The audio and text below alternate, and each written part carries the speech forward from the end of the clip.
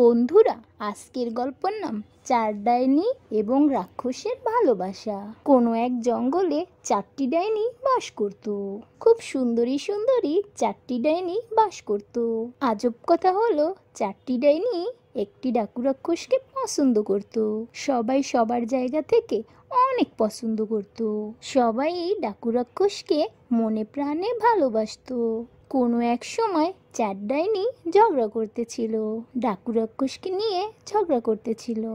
অনেকক্ষণ ঝগড়া করার পরে চার ডাইনির উপরে চার ডাইনি জাদু প্রয়োগ করতে থাকে।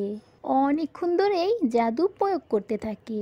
এদিকে তো ডাকু রাক্ষস এইসব দেখে কিছুক্ষণের মধ্যেই এখান থেকে অনেক দূরে চলে যায়। চার ডাইনি অনেকক্ষণ ঝগড়া করার পরে তাকিয়ে দেখে ওইখানে ডাকু রাক্ষসী নেই।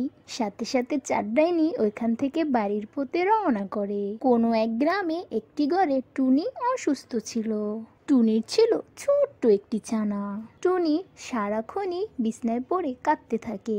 এদিকে তো তার ছোট্ট ছানা এসব দেখে বলতে থাকে, মা মা তুমি না থাকো, আমি তোমার জন্য বাহির থেকে ওষুধ নিয়ে আসতেছি। সাথে সাথেই টুনির ছানা ওষুধ আনার জন্য বাহিরে চলে গেল। টুনির ছানা যাওয়ার সাথে সাথেই টুনির ঘরে একটি ডাইনি চলে আসে।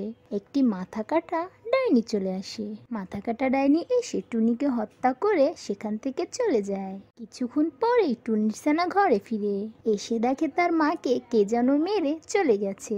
সাথে সাথে তো টুনির ছানা অনেক কাঁদতে থাকে।